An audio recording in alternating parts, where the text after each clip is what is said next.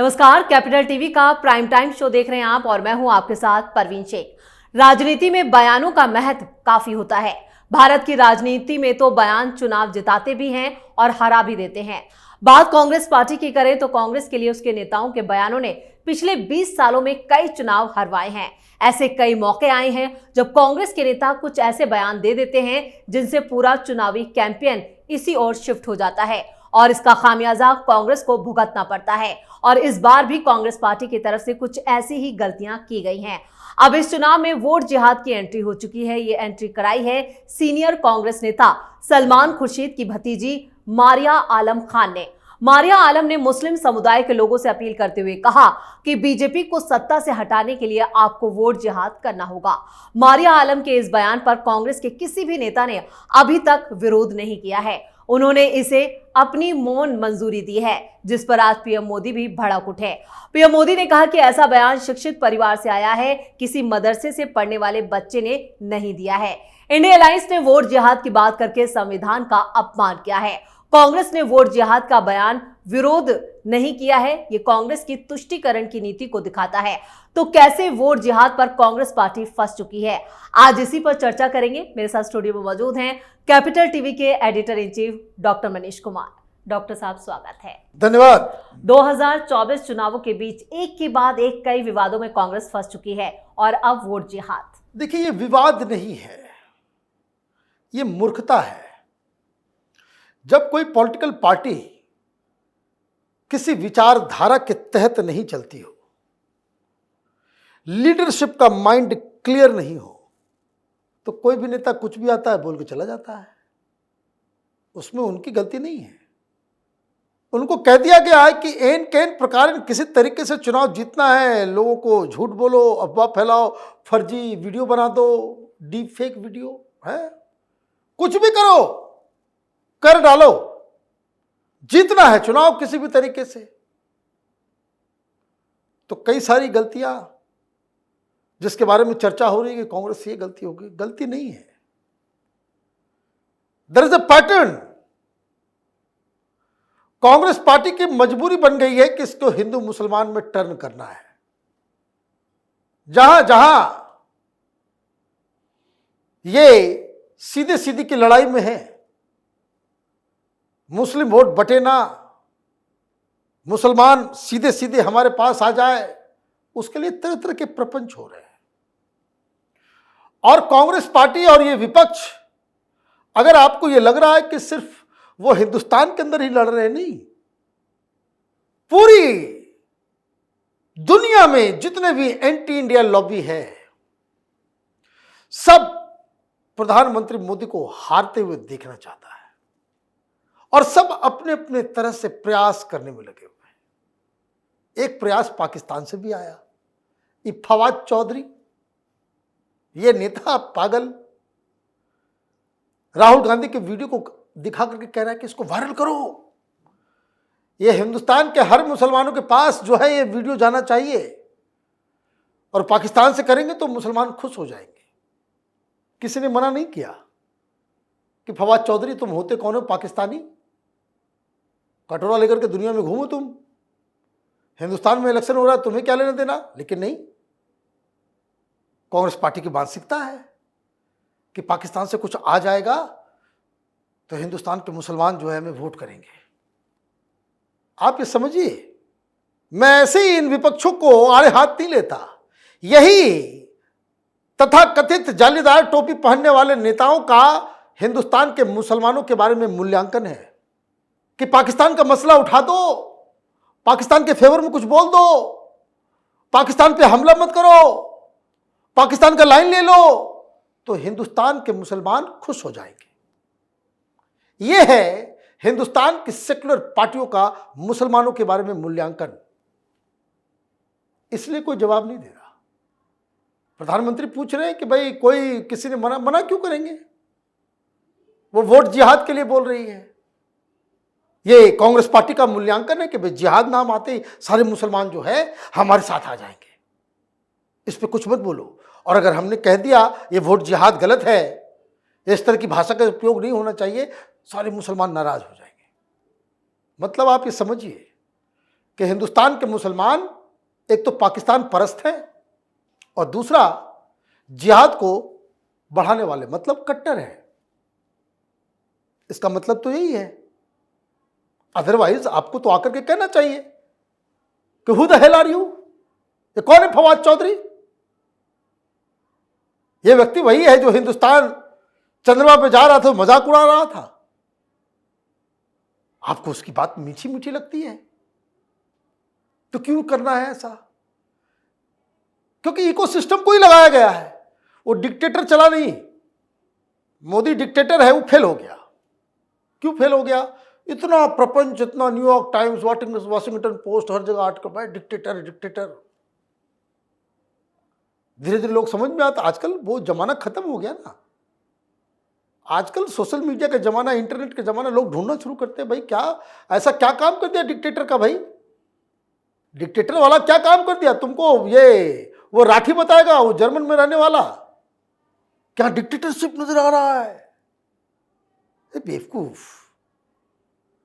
Dictatorship वही possible है जहां एक पार्टी का पूरा तंत्र के ऊपर कब्जा हो जाए। देश में कितने राज्य हैं? एक तो फेडरल सिस्टम है हिंदुस्तान में, कोई यूनिटरी गवर्नमेंट नहीं है कि एक आदमी गवर्नमेंट में पहुंच गया तो सब कुछ उसके पास आ गया। Federal, very vibrant dynamic federal system we are having in India. और ऐसा सिस्टम है कि यहाँ का मुख्यमंत्री जो है वो मोदी को गाली देता है। भाई केजरीवाल गाली देता है भाई, चौथा पास राजा। ममता बनर्जी कहती कि हम तो चांटा मार दें मोदी को। कौन है ये मोदी? हाँ, डिक्टेटरशिप में होता है ये। किसको बेवकूफ बना रहे हो? डिक्टेटर हार जाता है बुरी तरह से दिल्ली में, बुरी तरह से हिमाचल प्रदेश में, 5 साल पहले हार गया राजस्थान, मध्य प्रदेश, छत्तीसगढ़, बिहार में भी हारा, बंगाल में भी हारा, केरल में भी हारा, कर्नाटक में भी हारा, तेलंगाना में भी हारा, तमिलनाडु में भी हारा। बड़े दिमाग से पैदल लोग हैं। डिक्टेटर चला नहीं, डिक्टेटर नहीं चला तब नया प्रयास। ऐसे नहीं फवाद चौधरी कह रहा है, ऐसे नहीं। There is a pattern. छपा है आर्टिकल, CNN वाले ने छापा है, 4 राइटर है। लेकिन इससे सबसे ज्यादा नुकसान कांग्रेस को ही होता दिख रहा है। नुकसान तो छोड़ दीजिए, नुकसान की बात तो तब करना लाजमी है जब यह लगे कि भाई कांग्रेस पार्टी कहीं जीत भी रही है। कांग्रेस पार्टी 3 के आंकड़े से, 3 के आगे कुछ भी लगा दीजिए, 0 भी लगा सकते हैं, 9 भी लगा सकते हैं, उससे ज्यादा नहीं, उससे ज्यादा नहीं। किस मुगालते में पड़े हुए लोग? नुकसान तो होगा उसका जो जीत रहा होता है, या जो बिल्कुल अपने जमीन पे खड़ा है। मैं सीरियसली बता रहा हूं, नुकसान ममता बनर्जी को नुकसान फायदा की बात सोचनी चाहिए, पटनायक साहब को सोचनी चाहिए, DMK को सोचनी चाहिए, इवन तेजस्वी यादव को कि उसको नुकसान होगा कि फायदा होगा। ग्राउंडेड पार्टियां हैं ये सब, जमीन पे कार्यकर्ता है इनके। तुम्हारा ना गाड़ी ना पिछाड़ी, कुछ नहीं, हवाबाजी सिर्फ। तो आर्टिकल लिख दिया, क्या टॉपिक दिया? Rising Hindu nationalism leaves Muslim fearful in India's holy city. Banaras के ऊपर स्टोरी कर रहे हैं। बनारस पे आ गए लोग और एक स्केच बना रहे हैं, कि यूपी में जो है मुसलमान जो है बिल्कुल, कौन लोग हैं ये लोग, मुझे समझ में नहीं आ रहा है। मोदी की इमेज खराब करनी है, देश की इमेज खराब करनी है, क्योंकि इन बेवकूफों को ये मालूम नहीं है। CNN में लिखते हैं, कहाँ रहते हैं पता नहीं, हिंदुस्तान में कि अमेरिका में कि पता नहीं कहाँ।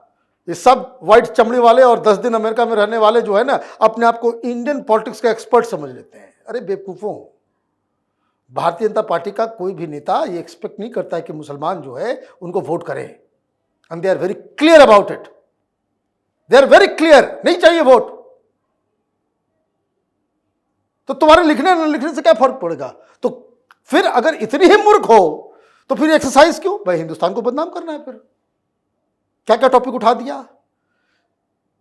कि माने ये 4 राइटर हैं, एक वो ऐश्वर्या S. अय्यर है, मैं देखा भाई कहाँ कहाँ लिखती है, मैं देखा क्विंट फिल्ट के ऊपर लिखती है, ये वही गैंग है ना। तो पिछला एक आर्टिकल मुझे नजर आ गया इसका, truth has won, Muzaffarnagar rape survivor after UP court convicts accused. ठीक, सत्य की जीत हो गई और कहानी अपनी शुरुआत करती है, आप क्या बोल रही हैं, सच्ची में मुझे तो विश्वास नहीं हो रहा है। ये एक मुस्लिम महिला बोल रही है कि जो रेप विक्टिम है, कि जो आरोपी है उनको सजा मिल गई है। यहां तुम बता तो रहे हो कि भाई जस्टिस हो रहा है मुसलमानों के साथ। चुनाव आते ही मुसलमानों के लिए जो है ये देश नहीं सेफ है, हाँ? जस्टिस हो रहा है ना। कहां ये मेरठ मलियाना में मारने वाले कांग्रेसी नेता, कांग्रेसी वर्कर, कांग्रेसी सरकार उस समय की थी। ये मेरठ दंगा, हिटलर की तरह पुलिस आई थी और उसके बाद मुस्लिम मोहल्ले में घुस करके मुसलमानों को बाहर निकाल करके ट्रक में बिठा के ले गए थे, एक एक को गोली मार करके नहर में बहा दिया था 70 लोगों को। ऐसी घटना हिंदुस्तान में कभी नहीं हुई, FIR तक नहीं है उसका, किसी को सजा नहीं मिली। ये सेक्युलरिज्म के अफीम चाटने वाले पत्रकारों को बताएं कितना दूर है यहां से। अब तो गडकरी जी ने बना भी दिया है, मलियाना के पास से ही गुजरती है। जाओ हसीमपुरा मलियाना ढूंढो, गुजरात याद आएगा। भाई गुजरात में सजा तो मिली, गुजरात से 14 साल पहले वहां हुआ, मलियाना का FIR तक नहीं है और पुलिस की गोलियों की दाग लेकर के मलियाना गांव में अभी भी मुसलमान जो है घूम रहे हैं। शर्म आनी चाहिए इन लोगों को, चुल्लू भर पानी में डूब मरो तुम लोग। दलाली की कोई इंतहा होती है, मुसलमानों को बेवकूफ बनाने के अलावा तुम लोगों ने कुछ नहीं किया।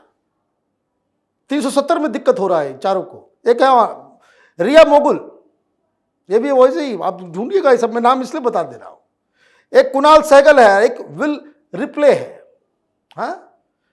ये वैसे ही फार ईस्ट एक्सपर्ट है, उसकी सारे आर्टिकल्स को मैंने देखा कि किस चीज के ऊपर लिखता है, तो फार ईस्ट के ऊपर लिखता। फार ईस्ट का मतलब हो गया वो north Korea, south Korea, Japan, उधर का इलाका। अचानक से चुनाव आया, इंडियन एक्सपर्ट बन गया। क्यों भाई दिक्कत है? तो भाई हिंदुओं को जगह जगह पे बिठाया जा रहा है और इशारा क्या है, योगी को बना दिया मुख्यमंत्री। भाई तुम तय करोगे कि यूपी की जनता तय करेगी? छाती ठोक के उसने वोट मांगी है, मुसलमानों ने वोट नहीं किया, वो अपने दम पे चुनाव जीता है। अब तुम्हारे लिए क्या कोई नया कानून बना दे संविधान कि जो जीत जाए अपने नाम से कि भाई मैं बनूंगा मुख्यमंत्री, और वो जब जीत जाए तो उसको मुख्यमंत्री मत बनाओ, उसको चपरासी बना दो। अकल पे ताला पड़ गया इन लोगों के। और ये कह रहे झूठ फैलाया प्रधानमंत्री मोदी ने। अभी जो बयान चल रहा था ना, वो लेटेस्ट आर्टिकल है जिसको कंप्लेन करने के लिए गया कांग्रेस पार्टी। पूरी आर्टिकल में जो जो कांग्रेस पार्टी के जो प्रवक्ता सब जो बोलते हैं, बस वो आर्टिकल में देख रहे थे लोगों के कि हिंदुस्तान के मुसलमान क्या सोचते हैं मोदी के बारे में। 3 लोगों का बाइट लगाया। किसका किसका? खड़गे, पता नहीं खड़गे मुसलमान कैसे हो गए। ओवैसी, और वो जो चैरिटी के नाम पे पैसा खाने वाली राणा अयूब, उससे बात कर लिया, बस हो गया। 3-4 लोगों से बातचीत कर ली, ओवैसी से बातचीत कर ली। यही देश के मुसलमान सोच रहे हैं। ये सारे के सारे लोग, मैं आपको बता दूं, हिंदुस्तान का ये जो लेफ्ट लिबरल कबाल है, कांग्रेसी चमचे, पत्रकार, रिसर्चर, सब लोग माइक्रोस्कोप लगा करके इन लोगों ने पिछले 5 सालों में एक ही काम किया। पता है क्या? कि प्रधानमंत्री मोदी की एक भी योजना ऐसी निकाल दो कि जिसमें मुसलमानों को वंचित रखा गया हो, मुसलमानों को वंचित रखा गया हो। जैसे टॉयलेट बन रहा है, मुसलमानों का बन रहा है कि नहीं बन रहा है? आई नो, मैं जेएनयू वाला हूं ना, हमें पता है कौन कौन से मीडिया हाउस है। बाकायदा रिपोर्टर बहाल किए गए। 4 महीने एक अखबार का रिपोर्टर गुजरात में, उसको यही काम दिया गया था कि गुजरात में ढूंढो कि कहीं मुसलमानों के साथ, कि भाई गांव में सबको मिल गया, मुसलमान को नहीं मिला। लेकिन ऐसा हुआ नहीं। किसी को घर मिला तो मुसलमानों को मिला या नहीं मिला? नहीं मिल पाया।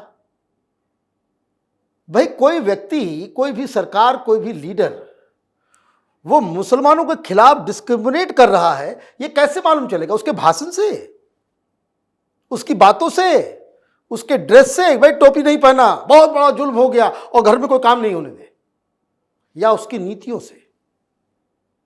क्या उसकी नीतियों से यह तय होगा? कांग्रेस पार्टी को यही समझ में नहीं आया है। भाई इतना सब करने की आवश्यकता नहीं है। ज्यादातर मुसलमान आपको ही वोट कर रहा है, फिर ये लव जिहाद, वोट जिहाद, ये फवाद चौधरी, इस सब की मदद की आवश्यकता नहीं है। कोई भी पॉलिटिकल सेंस होता तो जयराम रमेश बाहर आकर के कहते कि उसके मुंह से गलती से निकल गया, उससे माफी मंगवा दिए होते। तो आप जो है ढूंढ ढूंढ के प्रधानमंत्री मोदी को रोज कुछ न कुछ जो है आप हथियार दे देते हो, जिसको लेकर के वो कांग्रेस को दनादन जो है शूट कर रहे हैं। चलिए डॉक्टर साहब, इस तमाम जानकारी और सटीक विश्लेषण के लिए आपका बहुत बहुत धन्यवाद। धन्यवाद। तो अब तक लव जिहाद और लैंड जिहाद की ही चर्चा होती थी। अब चुनावी सीजन में वोट जिहाद नया मुद्दा सामने आ गया। इस बयान ने उन बयानों की याद एक बार फिर दिला दी है जिसने पहले कांग्रेस की चुनावी नाव डुबोई, और इस बार फिर कांग्रेस वोट जिहाद के नाम पर बुरी तरह फंस चुकी है। मारिया आलम के साथ ही इस मामले में सलमान खुर्शीद भी घिर चुके हैं, जो उस वक्त मंच पर थे। दोनों पर केस दर्ज हो चुका है। बीजेपी के तमाम बड़े नेताओं के साथ साथ पीएम मोदी भी हमलावर है। तो वोट जिहाद पर आप अपनी राय कमेंट करके लिखें। देखते रहिए कैपिटल टीवी। नमस्कार।